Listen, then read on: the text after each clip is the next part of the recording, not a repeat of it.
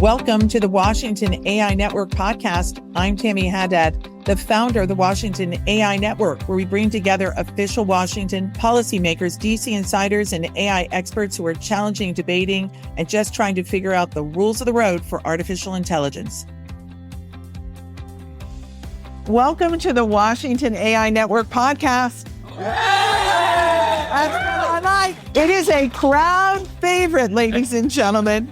Today, we'll hear from the author of the new book, Governing the Machine. Miriam Vogel is the president and CEO of EqualAI. She started it all here in Washington, D.C. and at the House at 1229. I'm so glad you wrote this book. I've watched you help CEO students to C-suiters and everyone in between to understand what AI is, what needs to be done to ensure trust. I laughed one night we were here and they were all C-suiters, people sitting up. Everyone was wearing an Hermes tie or something close to that. Not that I'm looking, but anyway. And they were looking at you like, oh, please explain this to me. Hand-wringing, trying to figure AI out. And now you've put it in a book. So now you've given up the individual by individual. What do you think that will really turn people to understand how important this is and how they need to understand so that we'll all be safe? Let's start there. That's not too much. Let's hear it for So I was inspired to write this book because mostly what I hear is people who are afraid. And they're a little ashamed to admit why they're afraid. And so in our book, we just outline 9 categories that I think cover it because we want to normalize it. The reason people are afraid is because they're thinking, they're asking the right questions. They have every reason to be afraid for the various reasons that they might offer you. They might tell you they have privacy concerns. They might tell you they're worried about hallucinations, workforce displacement, the environment. Those are all real and need to be addressed so that we can get to the next part of the conversation, which is how they, their family, their community will benefit from AI. But we can't get to that part. We can't inspire people to want to use it until they trust it. They can't trust AI until we have a governance system in place. So this book is a playbook. I get to work with some of the leading companies on how you do this well. Luckily, there's a lot of alignment. So we tried to just open the curtain and let everyone see what it looks like in the companies that are really thoughtful in doing this work effectively. I started by talking about CEOs, and then I do want to get into families and education, all of that, because this whole industry is really being run mostly, I think everyone would agree, with the hyperscalers, right? What happens will depend on access to compute, dollars, etc. So you're trying to get their attention as well as government. What are you hearing from the companies? The companies are our partners in this effort. They have strong governance systems in place at many of the companies. So when we have a badge program for senior executives, we'll have Google DeepMind come tell us about the years of work that they've put into AI governance. But this needs to be a conversation for all the companies. Right now, most companies are using AI. Studies show between 80-90% of companies are using AI in some way. Companies who don't think they're using it should look at their HR departments, look at their marketing departments. They're using it. But what they don't have is a framework in place to know what's safe, what's authorized. Most of the times, they don't even know all the ways that they're using AI. So a key part of this conversation is bringing all of the deployers and users into the conversation, making sure that all of the ways that the companies who are using AI are safe and aligned. I was going to ask you about some of the people we've met in this room that are working on these issues, that work in government. And sometimes we hear, oh, these regulations are already in place. It's not like this is all brand new. There are regulations. I say regulations, rules, regulations, pick your word. They're all here already. And if they are, then why is everyone so worried? Great question. There are a significant number of laws in place today and regulations and frameworks that are applicable to AI. We've seen a 6 times increase over 6 years of AI litigation in the courts. I expect that to double and triple in the coming year. Secretary Chertoff and I wrote a law paper a year ago to bring that point to people. We wanted lawyers, we wanted business people to not be caught off guard. We wanted to make sure that they recognize that courts will be looking at how they've potentially had a material breach of their contract, whether there is a tort violation, whether in the past they've seen AI as a service, is it a product that would have new levels of liability? So the reason people aren't thinking about it is they haven't seen it yet in the courts. We started talking about this 7 years ago, and now we've seen a lot of IP case law. We're seeing the copyright and trademark issues litigated in the court. I expect we'll see that in all the other areas of law. It's not to say we don't need some specificity, some laws to clarify AI-specific laws for sure that need to be in place, what needs to be tested, and standardizing definitions. What's an AI incident? Who should it be reported to? So there are certainly areas where you'd want more certainty. Like, what is an AI incident? Well, that's not yet defined. Yeah, so that's a very good question. It's an open question and not one we want to leave open, because right now it's up to every company to define that for themselves and put a measure in place to address what that incident is. We have cyber incidents. We know what those are. We know who in the government you can contact when one happens, but this is a different question. Some are related to cyber, many aren't. We don't want every company figuring this out for themselves. So yes, you definitely will have areas where we want clarifications with the law, but a lot of this will play out not in the state house, but in the courthouse. Oh, it's funny you should say that, because I talked to the CEO of Cohesity. I don't know if any of you guys know him. And he was talking about sovereign AI, and that all of these various countries, they're going to have their own AI. It just is mind-boggling to think that not just that there are different rules, but there's actually different data sets. How do you handle that? I mean, one of your jobs is to bring together all of these thought leaders in AI the last 3 years, right, to try to come up with some of these things in the United States and internationally. The good news is, while we're talking about different types of AI, we're talking about different cultural values in different countries. When we're talking about governance, it's actually law agnostic. So when I started working with my co-authors, they have— You mean like the tariffs? I was kidding. They had very different jobs than I do. We hadn't talked about AI governance before we started writing this book, which was a big risk, but we were very fortunate that when we started talking about it, Paul is a CTO at a bank in the UK, and Ray was head of responsible AI governance for Accenture, so dealing with companies across the globe. When we were talking about AI governance, there was no daylight between how we all addressed it, how we'd seen it, how we were advising companies. It's very similar across the board, similar to the NIST AI risk management framework. You don't have to be in a certain country for it to be applicable to you. Whether you're a nonprofit or a commercial entity, you have ways that it's going to be guiding your governance. How it'll play out in application will be different depending on what type of AI you're talking about. How you interpret it within your own country, you're talking about normative values. There will be differences there, but in terms of governance, the high level of how we address it, and to be clear, governance is the umbrella of how we manage AI, how we manage the risks and the concerns. There are various pieces of that. A key piece is government, but a larger piece is what happens within each company and organization that's using AI.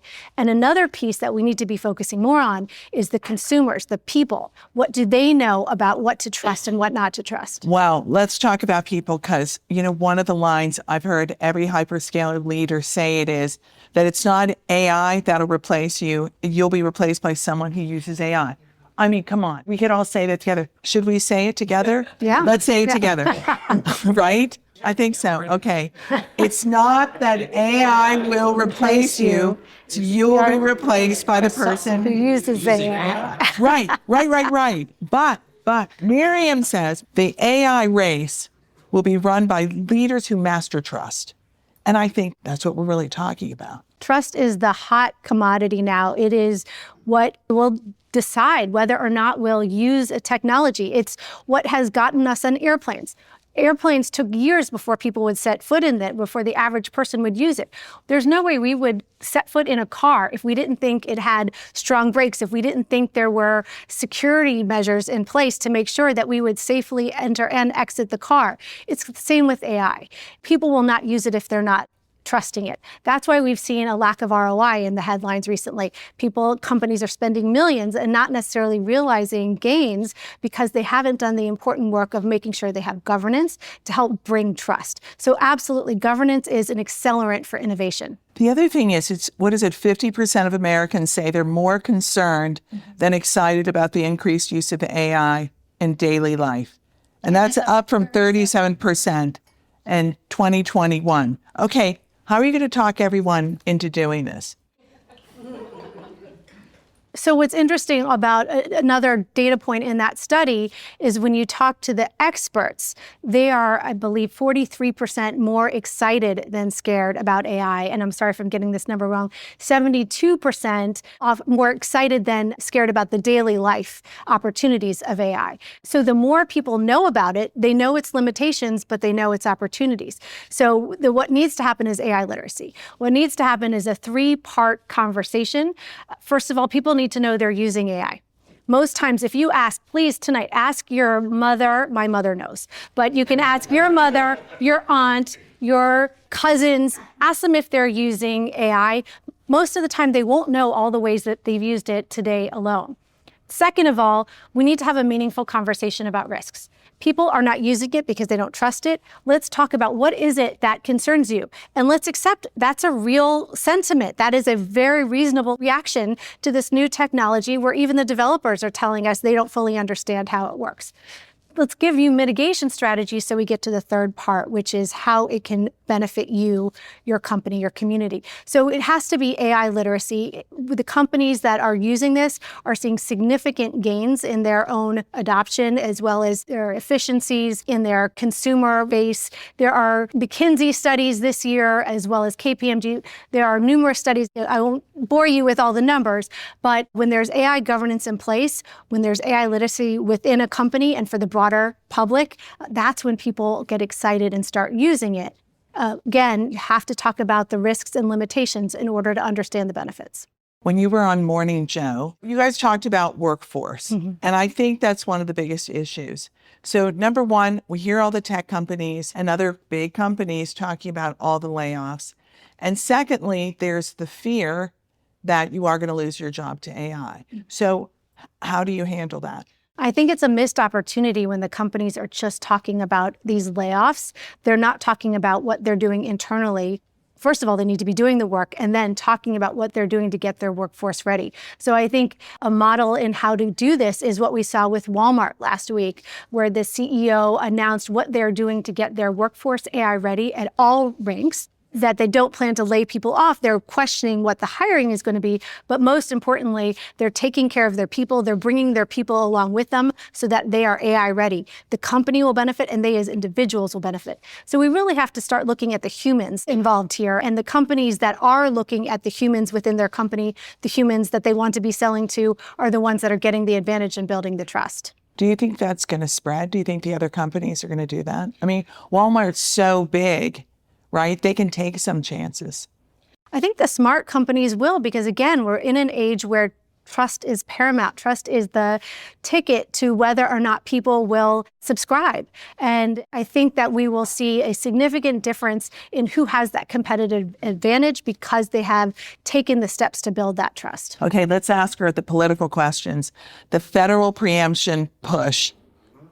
Ooh, did you like Let's that? take it to the audience. I think we've got some opinions here. Okay, so what's your take? The federal preemption was a 10-year proposal of a moratorium until the federal Congress decides on how they want to address AI. Should there be a law in Congress saying that there cannot be state laws on this topic while Congress decides on how they want to address AI? That's the basic contours. You know, it's interesting to watch what's happening. We saw California 2 weeks ago pass the first comprehensive law to restrict or to put some limits and expectations on development of AI. That will only apply to the foundation frontier model companies. Will others follow? Obviously, the risk there is if each state has different laws, how can a company comply? You think of it with the large companies, but a small business, how are they going to know what the different expectations are in different states? We're starting to see them pop up across the country. We've already seen some comprehensive frameworks pop up. So the question is, how tenable is that for a company to be able to comply with all the different laws? Senator Rounds just gave an interview and said the whole history of technology regulation has come from states. So this would be a completely different way to do it. Okay, next. China. What's your take? Where do you think, how do you protect? Do you think is that wide enough, guys? So is China ahead or behind? How do you look at it? And we are coming into the next AI summit in India. Yeah. This is not just about the United States. What's your take? It would be naive to not be looking at China and learning and seeing that they're on our heels. It is appropriate for us to be understanding the competition and trying to figure out who's winning. There are wins and losses here. Whose AI is populating different continents? That's the reality of what we need to be thinking through. But I think that you cannot underestimate what we keep getting back to, and this is trust. I think the U.S. has had the innovators that have been trusted for years. If you're thinking about any different industry, in drug development, let alone in technology, as we're talking about today, when it comes to brand trust, it's often the U.S. And I think that is imperative that we maintain that trust. And what does that mean? It means AI governance. It means making sure that when we're bringing a product to market, people know what they are and are not using, for whom was it developed, what are the use cases, will my privacy be at risk if I'm using it? Those are the questions that need to be answered. And I think the U.S. is in a strong position to answer those. Okay, what about TikTok? Do you think it's a good idea? She's like, I'm going to kill you, Tammy. Look at her face. No, I'm handing this one over to my daughters. How much do we love TikTok in our house? Well, TikTok is coming to the U.S. I mean, but that's what we hear, that's what we right? Hear. Are you worried that it's going to help China get ahead, gathering all that data? Or what do you think? Or do you not worry about it? I think they've gathered it. I think that is past tense. Okay, last two questions. The most important questions. Everyone be ready. What is your favorite AI? Now, just to be clear, I asked Jensen the same question last week.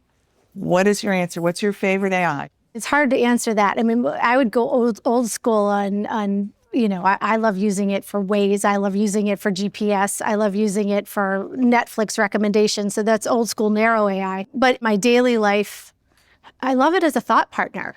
I can't bother my staff here in the middle of the night. I need to respect their nights and weekends. And I have this thought partner who can help me realize where's the gaps. Here's 5 questions I want to ask. What else would you ask? But I mean, do you do what I do? Do you go to ChatGPT and then you go to Perplexity, and then you go to Claude, Gemini, Absolutely. You move around, you go to everything? Depending on what the task is, they have different voices and different expertise for sure. Is there one you want to tell these folks about that you use that, people wouldn't know? Like Leonardo is really good and unexpected, not that big in the U.S. Lots of good pictures. You wouldn't know about. I think this crowd knows about all of them. I think Claude is very popular, Anthropic's Claude, for the Constitution safety protocols they put in place. For business, I think that is a great tool to be using. ChatGPT is so accessible. Use it knowing that they've told us what their privacy constraints are or not. I think Notebook LM is spectacular. Having a report uploaded and have it read back to you with these fun co-host anchors. I mean, they'll certainly put my podcast in AI We Trust out of business. They have a rapport. But, we did upload our Secretary Turnoff's and our paper last year, and they did a wonderful podcast for us immediately talking about this important, significant paper published in Penn Law, but it was actually NYU Law. Oh, well, everyone confuses them. Okay, one more question, and this is the most important. What is your favorite prompt? Revise. I love it. Ladies and gentlemen, could you ask for a better right here? Miriam Vogel, that you spent how many years? 5, 6, 8 years? We're going our 8th year, yeah. The 8 years working on all these issues for the benefit of all of us. You're a very special person. I'm honored to call you friend. And I'm so excited about the book. And it's sold out, by the way. Yeah. Sold out. We literally have the last 50 copies till the next edition. So people listening, you'll be able to get it later. Congratulations. Cheers. Thank you.